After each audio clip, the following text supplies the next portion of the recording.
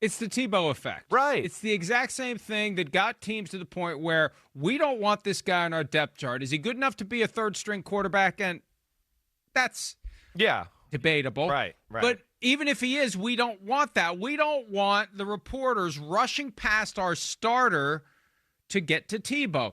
The dynamic I saw the Super Bowl week of the year that Tebow Mania was a thing, people rushing by Joe effing Montana to get to Tebow. Yeah. We don't want that. Right. We don't need that. Right. We're trying to win football games here.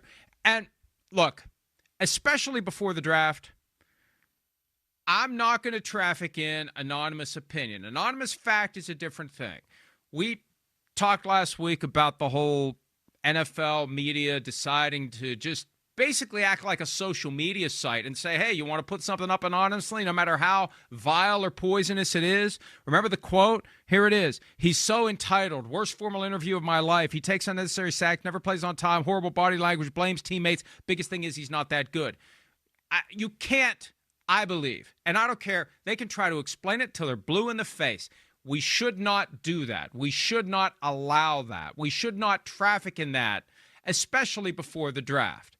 Now, after the draft, once the dust settles, if there's specific things that came up that may have contributed to help explain why it happened, and that's the danger here. Before the draft, a lot of the stuff that makes its way to the media, and I'll hear people say all the time, well, you're not going to change the mind of any general manager. You're not going to change the mind of any coach. No, but you know who you're going to affect? You're going to affect the owner. And that one dynamic gets so overlooked in this. Yeah. You're going to freak out owners, and they're going to start asking questions, and it's going to scare guys away. So my point is this. Yeah, I hear you. Peter King called, and I trust Peter King completely. He's still plugged in. He called right before the show. Hey, listen, this guy blew his whiteboard interviews. And I've heard from multiple teams. No, that's a fact, man. That's a fact. He didn't care. Right. He didn't take it seriously. He totally disrespected the process. If there's one thing he has fault in, it's that. And that's the first litmus test of the NFL. You know that. Wait, is he going to work? Is he going to be ready? Is he going to be prepared? Here's something he can affect that just like it's on him, right? It's not like did our right tackle block somebody? Did somebody miss a read or not read the coverage right? These are the things you can control. And, yes, that's not where he disrespected the process. And that's where a lot of the NFL was very turned off by Shedeur Sanders and the things you're talking about. Go ahead, Mike. Keep talking what you're saying. Well, the one story that came up over the weekend, too, to tie it to a specific team, Todd McShay had reported on Thursday. And Todd McShay was, he was the Robin, one of the main guys. Mel Kiper's Batman for years, to the point where he was almost Batman 2. He's with the Ringer now. He specifically said it happened with the Giants. And we saw the clip last year on the Hard Knocks offseason when we weren't otherwise fascinated by the Saquon Barkley drama. You got Brian Daboll sitting in the room, and the quarterbacks come in on the whiteboard, and he gives it to him a little bit. Let's stir it up a little bit. Exactly. Well, Shedeur didn't like that, apparently, right, when it happened with him and Daboll. And Daboll was asked about it on Friday night after they made their third-round pick. And, he didn't. He didn't deny it. He danced around it. Oh, let's go ahead and listen to this play now, since we're completely out of order. Well, wait, in 1 second, too. Silly for them to think that we would actually follow any real order today. But go ahead. Well, within that too, right? I mean, the league, and this is where I know you're right about the anonymous opinions and all that, right?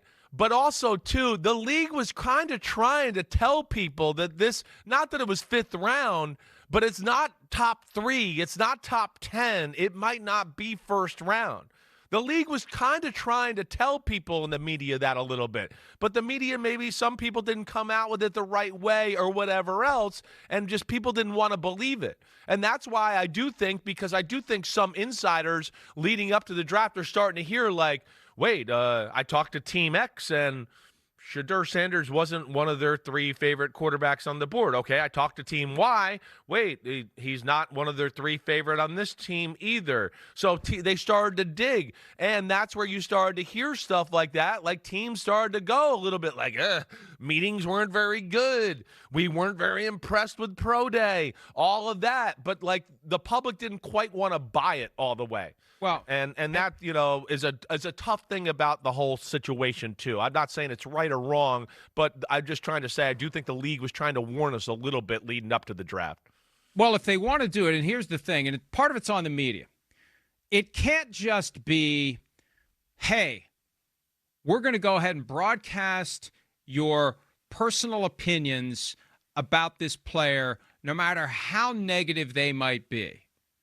And I saw Pelissero trying to defend it by saying, you're never going to get their true feelings if you don't give them anonymity as to their opinions. It's still a dangerous thing. Do you really think that all that toxic shit that you see on social media is somebody's true feelings, or they're just taking advantage of the fact that they can hide behind that cloak of anonymity and say whatever they feel like saying? Would they ever say anything like that to your face? Now, where is the truth? I don't know. But for these purposes, it's incumbent on the media that's going to traffic in anonymity in advance of the draft to get specific things, like there was an awkward and ugly interaction in the draft session at the whiteboard with this team. You got to pry that out of them. You got to trust them. You can't just be guy who can be manipulated and guy who will post anything that you're told. You get a reputation like that, and you're going to get lied to all the time. You got to have sources you trust, and you got to draw from them. If the motivation is, let's get this out to the world, that, hey, and see, but the problem is, gets back to what you said about one of your meetings when you were with the Patriots. And John Robinson said, hey, you hear good stuff about this guy. Go ahead and lean into it because we'd like somebody to take him before us. I think that strategy got thrown aside with the Shedeur Sanders pre-draft chatter, because really they should have banded together and tried to dupe someone like the Browns into taking him a hell of a lot earlier. Well, that's why I think a lot of the public was misled. Nobody said anything for a long time. I think everybody was kind of like, yeah, he's top three. I think that's what happened, Mike. I mean, that's why I came on 4 or 5 weeks ago. It was like, listen, I don't know what's going to happen here, but I was going from things I was hearing, not from teams where I just going, wait, I'm not hearing like resounding reviews here about anything, the player, the person, any of that. But I do think the league was a little bit just letting that go and letting people buy it. And maybe Cleveland will take him at number 2 or whatever else.